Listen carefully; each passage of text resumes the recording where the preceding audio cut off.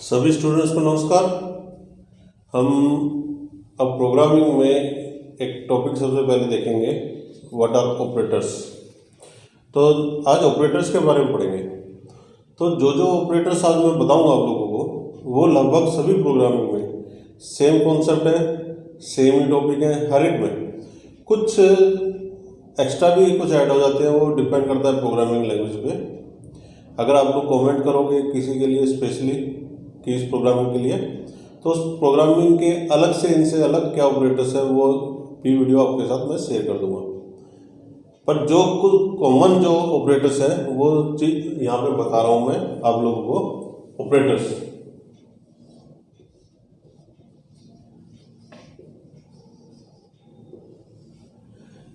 सबसे पहले ये देखना जरूरी है कि व्हाट इज ऑपरेटर। ऑपरेटर क्या है, ऑपरेंड क्या है। तो देखो यहाँ पे एक डेफिनेशन और आती है, व्हाट इज ऑपरेंड।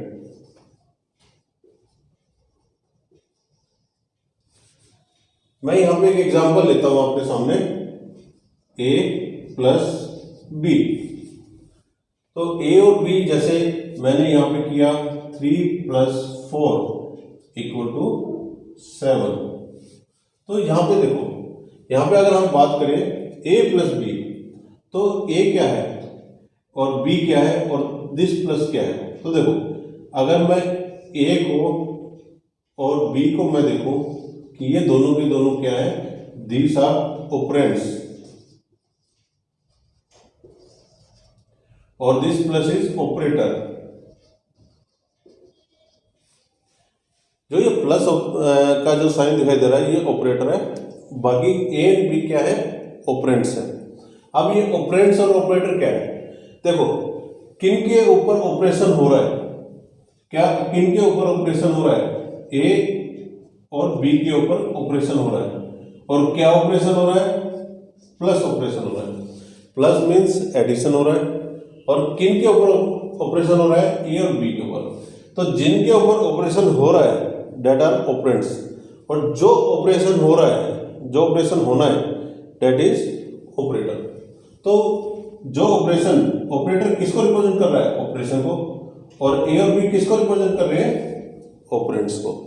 तो यहां पे A and B are operands and this plus is operator. अब हम यहां पे ऑपरेटर्स की ऑपरेटर के टाइप्स देखेंगे।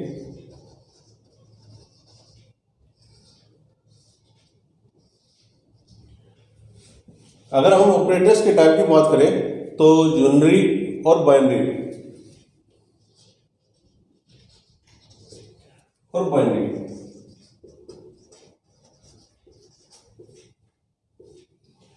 दो डिफरेंट टाइप के ऑपरेटर्स होते हैं। और तीसरा ऑपरेटर भी हमारे पास रहता है जो हम टर्नरी ऑपरेटर बोलते हैं। तो सी प्लस लैंग्वेज में वो हमारे पास टर्नरी ऑपरेटर भी है। पर बेसिकली ये दो ऑपरेटर्स आपको यूनरी और बाइनरी हर एक लैंग्वेज में मिलेंगे। तो यूनरी क्या है, तो यूनरी में का मतलब क्या है, जहां पे सिंगल क्या हो, ऑपरेंड हो। जहां डबल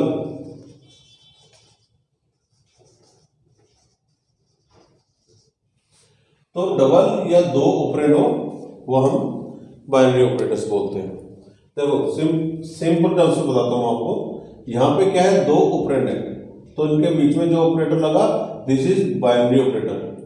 और जैसे मैं फॉर एग्जांपल जैसे मैं लेता हूं +3, तो यहां पे जो प्लस का साइन है इसका मतलब एडिशन नहीं है, यहाँ पे अभी इसका मतलब एडिशन नहीं है। इसका मतलब ये क्या कर रहा है, 3 को पॉजिटिव कर रहा है, 3 को पॉजिटिव बना रहा है।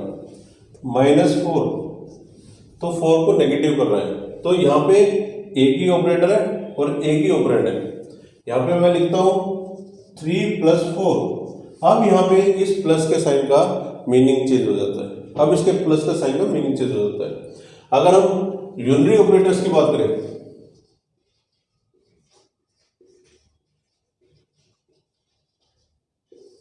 यहाँ पे दो ही कैटेगरी है हमारे पास, यूनरी एंड बाइनरी।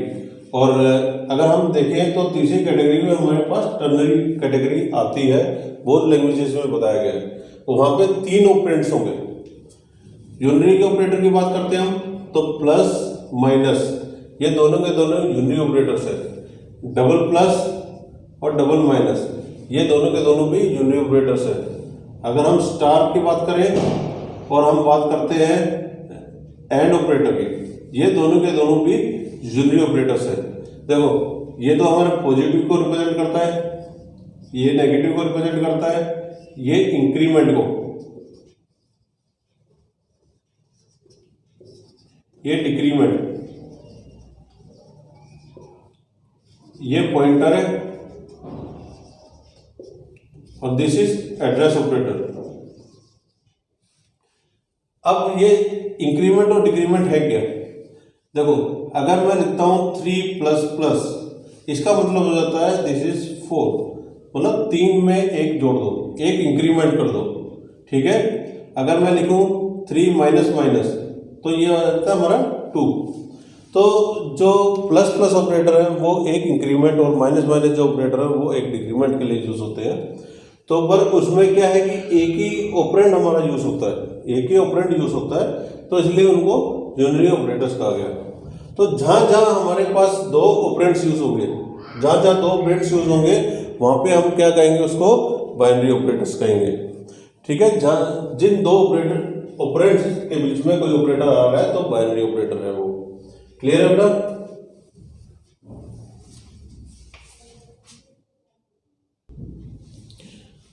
हमने यहाँ पे 2 कैटेगरीज को देखा, यूनरी और बाइनरी, और टर्नरी भी एक कैटेगरी है जिसमें हम 3 ऑपरेंड्स को यूज करते हैं। अब यहाँ पे देखेंगे टाइप ऑफ ऑपरेटर्स। तो बेसिकली जितने टाइप के ऑपरेटर्स हैं और हर लैंग्वेज में यूज होने वाले ऑपरेटर हैं वो 4 टाइप के मैं भी यहाँ पे आपको सामने क्लियर करता हूँ। बाकी अगर हम पाइथन और सी प्लस और लैंग्वेजेस के हिसाब से देखें तो कुछ ऑपरेटर्स, 1-2 ऑपरेटर्स और एक्स्ट्रा हो जाते हैं। तो यहाँ जो कॉमन ऑपरेटर्स हैं उनके बारे में डिस्कस करेंगे हम। तो जो सबसे टाइप ऑफ ऑपरेटर्स की बात करें हम,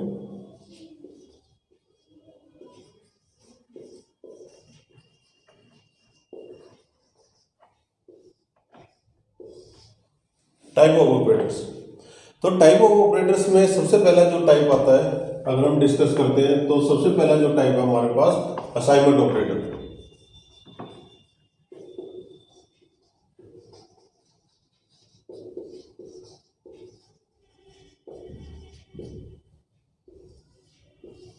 first one is assignment operator.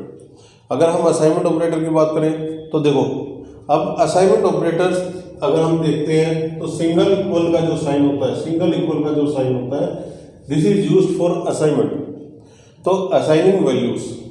अब देखो, अब मैं कहता हूं कि a और यहां पे लिखता हूं मैं 10, तो a इक्वल टू 10, हम a इक्वल टू 10 नहीं कहेंगे इसको हम, क्योंकि मैथमेटिक्स में हम इसको इक्वल का साइन मानते थे।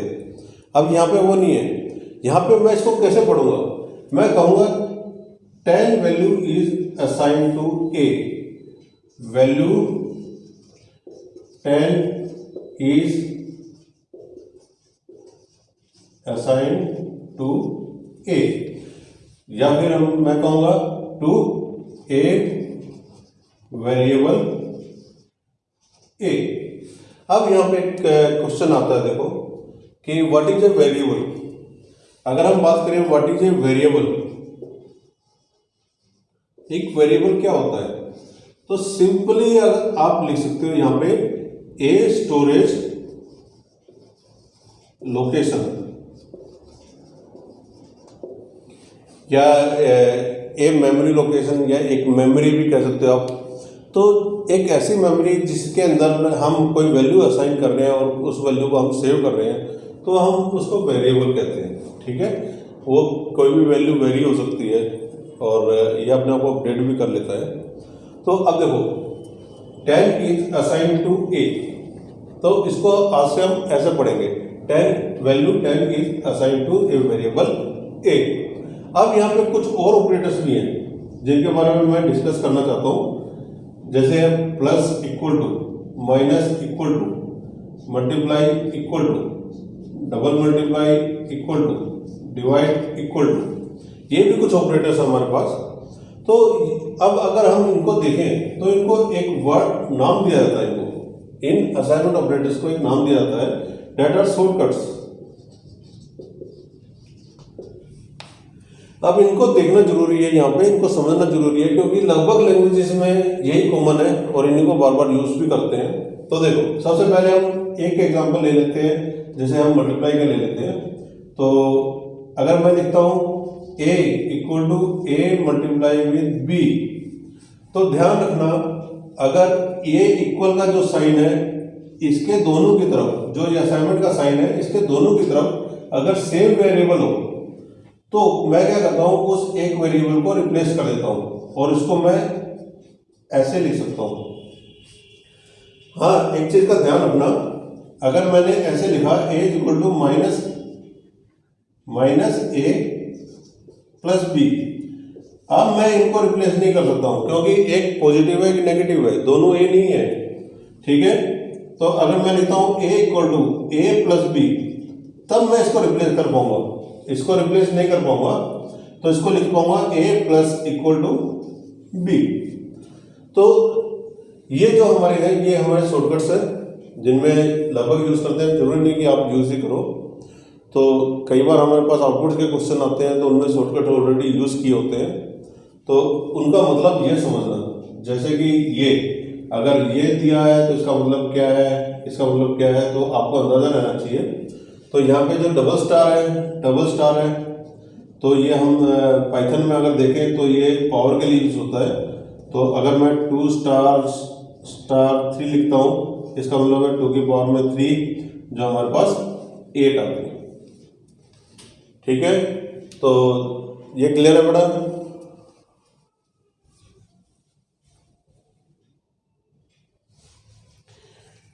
Our next operator is assignment operator.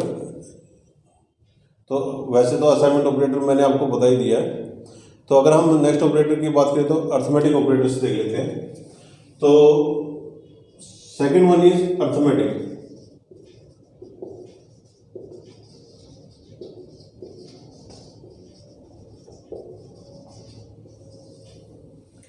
Arithmetic operators, तो अर्थमेटिक ऑपरेटर्स की हम बात करें तो अर्थमेटिक ऑपरेटर्स हमारे बेसिकली जो बेसिक ऑपरेशंस होते हैं मैथमेटिक्स के, वो होते हैं हमारे प्लस माइनस डिवाइड मल्टीप्लाई।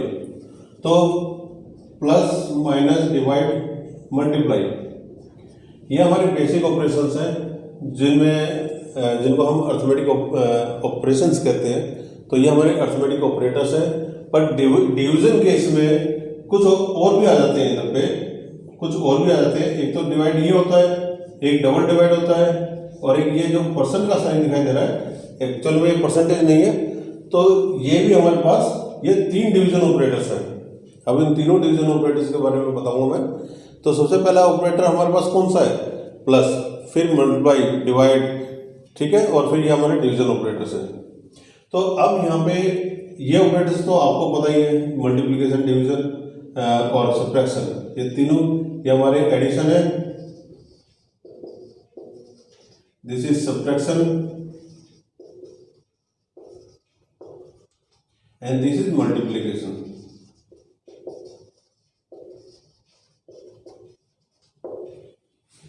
अब यहाँ पे जो इंपॉर्टेंट है, क्वेश्चंस भी आ जाते हैं कई बार, इन डिवीजन ऑपरेटर्स के ऊपर क्वेश्चन आ जाते हैं, तो इनका थोड़ा सा हमें ध्यान देना है और इन्हीं में डिफरेंस भी हमें समझना है। तो अब यहाँ पे बेटा सबसे पहले हम यहाँ पे एक एग्जांपल के साथ समझते हैं डिफरेंस, कि अगर मैं जैसे मान लेते हैं कि मैं 19 को या मैं कहता हूँ 13 को 2 से डिवाइड करता हूँ, 13 को 2 से डिवाइड करता हूँ, तो मेरे पास क्या आंसर आता है? यहाँ पे 12 और रिमाइंडर 1 और 6। तो यहाँ पे देखो, अगर हम यहाँ पे इसको देखते हैं रिमाइंडर, ये हमारे पास परसेंट आता है, और एक्चुअल में अगर हम कैलकुलेटर यूज करें तो इसका आंसर क्या आएगा? 6.5 आएगा। तो इसका आंसर 6.5 आएगा।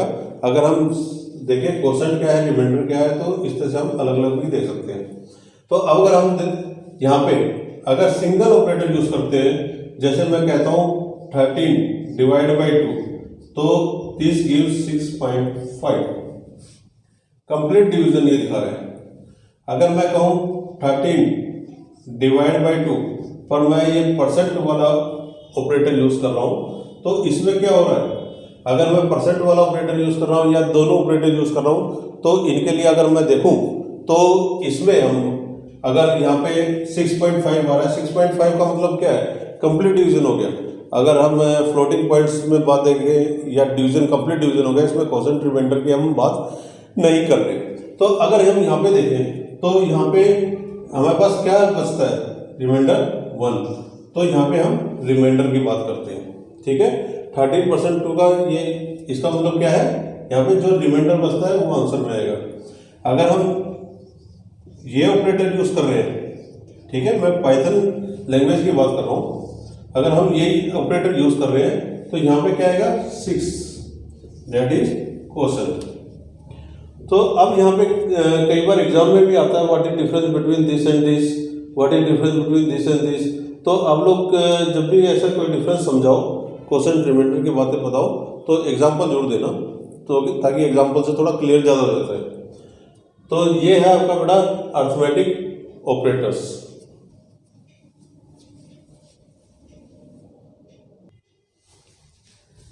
Next student, our next operator is relational operator.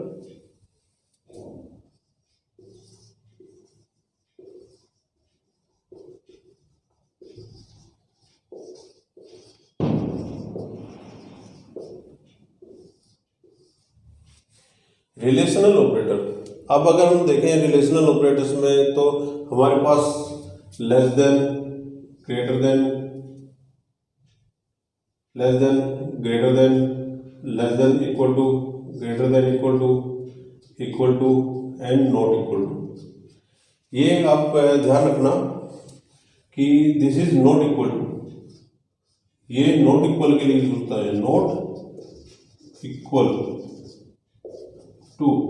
This is equal to operator, and this is less than, greater than, less than equal to and greater than equal to and not equal to. अब यहाँ पे इनको relational क्यों कहा गया है, क्योंकि यहाँ पे दो ऑपरेंड्स को हम कंपेयर करते हैं कि ये ऑपरेटर या ये ऑपरेंड इससे छोटा है, ये ऑपरेंड इससे बड़ा है, ये ऑपरेंड इसके बराबर है, ये वैल्यू इसके बराबर है, तो ऐसे हम कंपेयर करते हैं।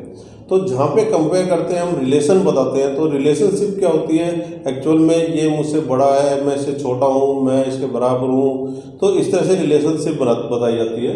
तो वैसे ये रिप्रेजेंट हमारे पास रिलेशनशिप रिप्रेजेंट करते हैं। तो अगर हम यहाँ पे देखें, तो अगर हम देखें कि a is greater than less then 10, तो इसका मतलब है a के पास जो वैल्यू है वो 10 से कम है। तो यहाँ पे मैं कहूँ a इज ग्रेटर देन 20, तो a के पास जो वैल्यू है वो 20 से ज्यादा है। ये पूछा जा रहा है, क्वेश्चन पूछा जाता है, कंडीशंस में हम यूज करते हैं, क्या a के पास जो वैल्यू वो 20 से ज्यादा है। तो हमेशा जो रिलेशनल ऑपरेटर्स का रिजल्ट आता है, तो रिलेशनल ऑपरेटर का जो रिजल्ट आता है वो हमें दिखाई देता है ट्रू फॉल्स में। तो कई बार हमें 1 और 0 की फॉर्म में भी मिलता है। ठीक है, तो इनका अगर हम देखें, इनका यूज अगर प्रोग्राम में हम करते हैं तो कंडीशंस में करते हैं, इफ एल्स में करते हैं, तो उनका रिजल्ट ट्रू फॉल्स में हमारे पास आता है। और ट्रू फॉल्स में 1 और 0 की फॉर्म में भी हमें दिखाई देता है। जो हमने गेट्स पढ़े थे, गेट्स में 0, 1 ट्रू फॉल्स की फॉर्म में हमने जब ट्रू टेबल्स देखी थी, वहाँ पे हम उनको यूज कर सकते हैं। तो अब यहाँ पे एक बड़ा इंपॉर्टेंट क्वेश्चन आता है एग्जाम्स में कि what is difference between these two operators, this and this operator. मतलब सिंगल इक्वल आपने यूज किया है और एक डबल इक्वल आपने लिखा है, तो इन दोनों ऑपरेटर्स के बीच में क्या डिफरेंस है। तो देखो डिफरेंस यहाँ पे, तो ये क्या है, ये एक असाइनमेंट ऑपरेटर है, ये एक असाइनमेंट ऑपरेटर है, और ये इक्वल टू ऑपरेटर है। एक हमारा असाइनमेंट ऑपरेटर है, एक इक्वल टू ऑपरेटर है। अगर हम एग्जाम्पल के साथ इसको समझाना चाहें तो कैसे समझाएंगे? अगर मैं कहूँगा a इक्वल 10 और मैं लिख रहा हूँ a इक्वल टू 10, अगर मैं दो चीज़ें लिख रहा हूँ तो इन दोनों चीज़ों में क्या फ़र्क है?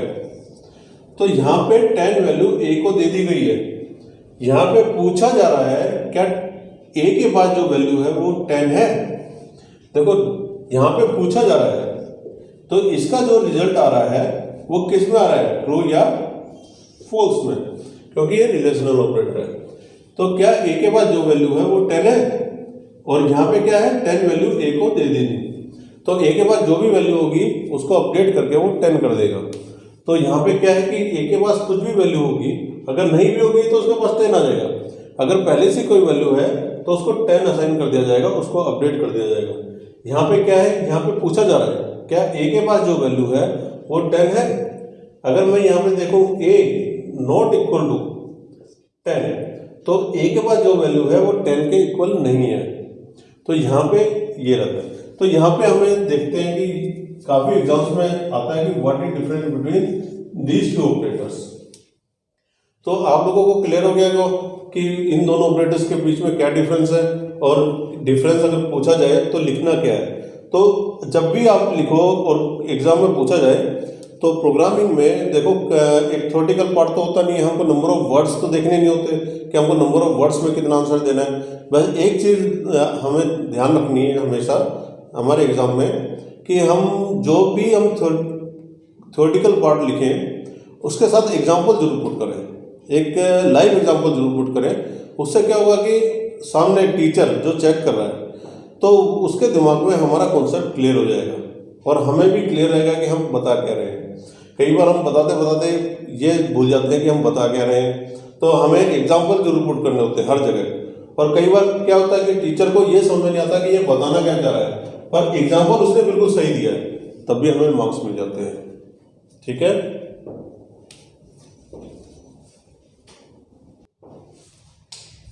तो स्टूडेंट्स हमारा जो लास्ट टॉपिक है दैट इज लॉजिकल ऑपरेटर्स।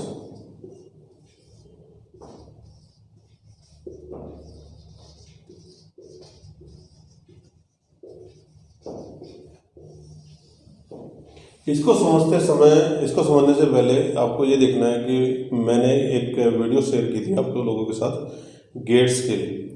तो गेट्स के ऊपर एक वीडियो शेयर की थी, उसमें 2 टेबल्स एंड और नॉट का जिक्र किया था, तो उन वीडियो को आप देख सकते हो। उसके बाद ये ऑपरेटर्स आपको थोड़ा अच्छी तरह समझ में आ जाएंगे।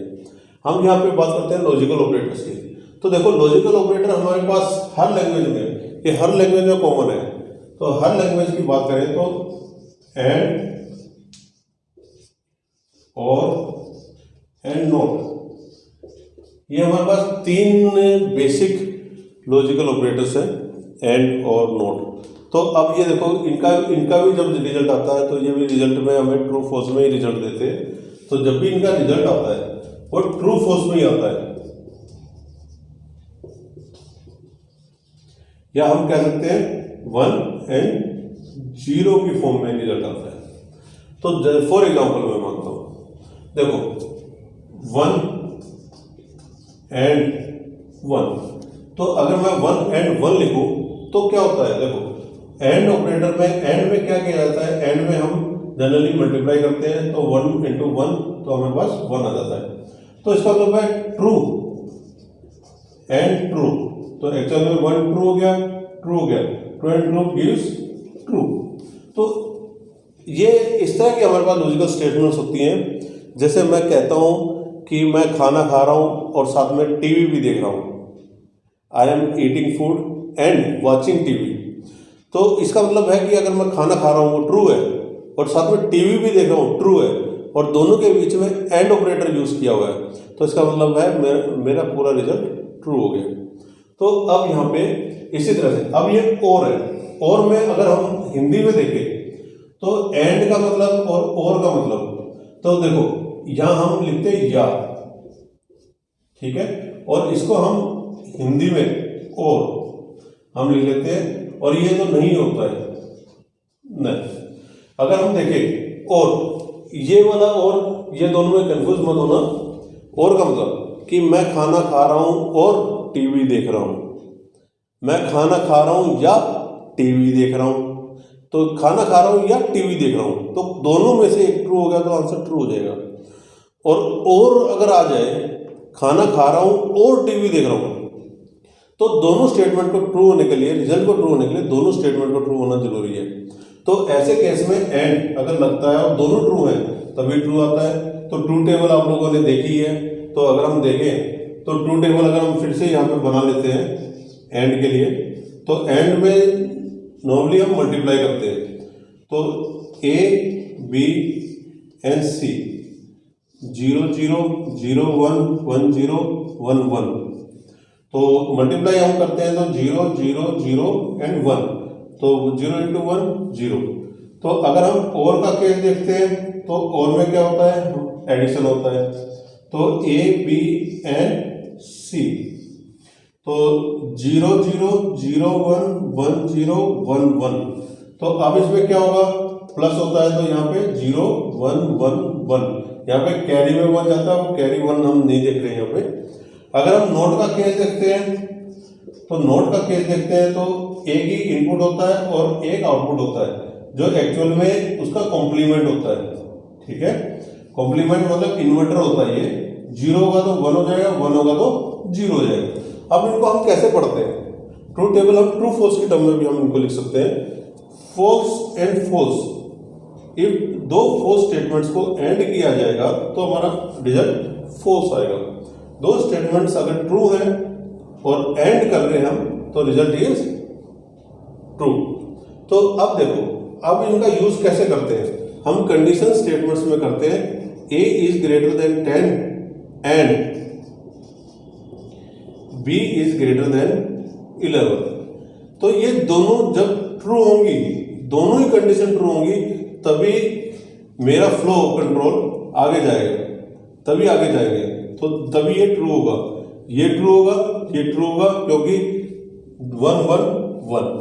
तो हम इफ एल्स में ज़्यादातर यूज़ करते हैं ऐसे स्टेटमेंट्स को, और ये लॉजिकल ऑपरेटर्स को यूज़ किया जाता है, ये हर लैंग्वेज में यूज़ किए जाते हैं। तो यहाँ पे देखना जरूरी है कि अगर नोट लगाते हैं तो नोट लगाते हैं हम किसी के सामने, तो नोट हम एक तरह से एक्चुअल में नोट इक्वल टू 10, ये नोट इक्वल टू वाला ये वो चीज़ नहीं है, यहाँ पे नोट बात कर रहे हैं। ठीक है, तो मैं लिखता हूँ नोट ए, तो नोट ए लिखता हूँ मैं, तो इसका मतलब अगर ए के पास कोई ट्रू वैल्यू है तो वो फॉल्स हो जाएगा, तो उसका रिजल्ट फॉल्स हो जाएगा।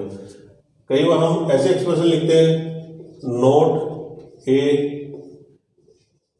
And not B.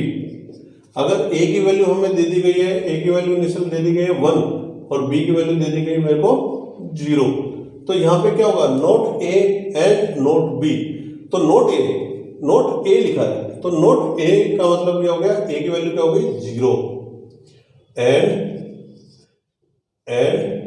Note B, B क्या था 0, तो अब ये नोट बी किया तो मेरे को क्या हो गया 1। अब आपको पता है 0 एंड 1 इज ऑलवेज 0, तो 0, तो we get a result in false. अगर ये हम इनपुट ले रहे हैं और ये हमारी स्टेटमेंट है, तो इसका रिजल्ट क्या आ रहा है, फॉल्स आ रहा है। तो इस तरह के एक्सप्रेशंस आपके पास एग्जाम में आ सकते हैं, जिनको आप इस तरह से सोल्व कर सकते हो। और इसी तरह से बाकी ऑपरेटर्स भी हमारे पास है, लैंग्वेज टू लैंग्वेज डिफर करते हैं, और ये ऑपरेटर्स जो भी मैंने आज बताए आपको, ये सब लैंग्वेजेस में कॉमन है, और मैक्सिमम क्वेश्चंस जो आते हैं और एग्जाम में पूछे जाते हैं तो इन्हीं के ऊपर पूछे जाते हैं, जो आपको साथ साथ मैंने क्वेश्चंस भी डिस्कस किए हैं।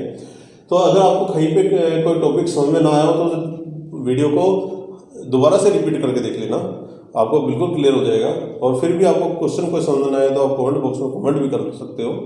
और अगर आपको वाकई में समझ में आ गया है और आपको वीडियो बड़ी अच्छी लगी है तो आप लाइक भी कर सकते हो, और साथ में इस चैनल को ज़्यादा से ज़्यादा सब्सक्राइब करना बिल्कुल मत भूलना, ताकि मैं जो भी अगली वीडियो अपलोड करूँ वो आप तक तुरंत पहुँच जाए। तब तक के लिए till then thank you all.